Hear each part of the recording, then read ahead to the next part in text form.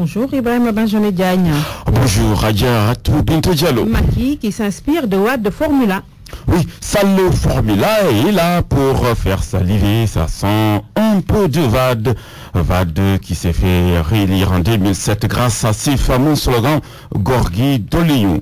Macky n'a pas encore retrouvé la bonne chanson, mais va adopter la même formule si l'on tient compte des écrits de l'Observateur. Selon le quotidien de l'immobilier Limandour, le président Sall compte ressusciter la stratégie utilisée en 2007 en tant que directeur de campagne de Maître Abdoulaye Wade pour se faire réélire en 2017. Pour notre confrère, Macky reste plus que jamais préoccupé par un second mandat à la tête du pays. Il va lancer sa formule pour susciter un désir de continuer avec les Sénégalais. La réforme est un chapitre de Sall Formula. Macky y tient d'ailleurs notre Sud Quotidien. Le journal de Sacré-Cœur estime que le président entend supprimer la région comme ordre de collectivité locale, ce qu'enquête assimile à une patate qu'il jongle. L'acte 3 de la décentralisation, une initiative périleuse, et Babacar Gaye dans le quotidien de Point E déclare avoir rencontré un président ébranlé. Moustapha Diakhaté, dans les colonnes du même journal, est persuadé que le texte peut revenir à l'Assemblée pour une seconde relecture.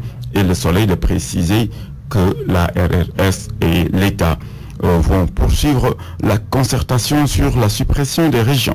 Et c'est pourquoi Walfadjri annonce que le pouvoir est sur le point de faire machine arrière. Le quotidien de Front de Terre se demande si on va vers des modifications de la loi portant sur l'acte 3 de la décentralisation votée récemment par les députés.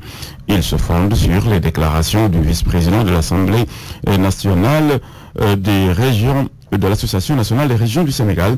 Babacar Gaye raconte que le président était surpris et a été dubitatif sur le rapport et exposé par ses experts. On n'a pas besoin, Ibrahim, d'être expert pour comprendre la position d'Aïda Diong. Oui, Adja Binta, l'ex-sénatrice libérale, refuse toute médiation pénale, révèle le Direct Info qui avance l'hypothèse d'une libération négociée.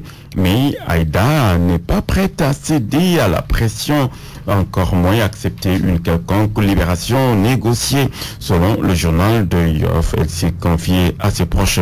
En attendant, ses avocats restent vigilants sur le transfert des bijoux. Les dessous du déménagement du trésor d'Aïda Diong de la CBAO à la caisse de consignation. C'est le Populaire qui nous en parle. Le quotidien de Bourguiba révèle que c'est le juge d'instruction qui a ordonné l'opération menée par la gendarmerie. 2 greffiers sont désignés pour aider à l'inventaire des biens pour plus de transparence. Mais ce n'est pas clair dans la tête des notaires. Le président Daniel Senghor, dans le Populaire, se dit inquiet et indexe l'opacité dans les marchés publics avec les transactions illicites et rétrocommissions ciblées. Ce n'est pas clair aussi à l'ANOCI.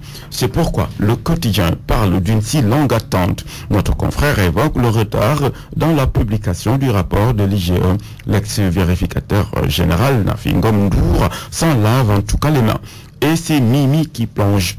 Libération s'interroge sur marché de 30,45 milliards de francs CFA relatif à la réhabilitation et à l'extension du building administratif. Selon notre confrère, le marché confié à Bamba Ndiaye SA soulève beaucoup d'interrogations sur la procédure de passation qui a été utilisée et l'expérience de Bamba Ndiaye SA pour de tels travaux. Merci. Comme si c'était du Bamba FIP.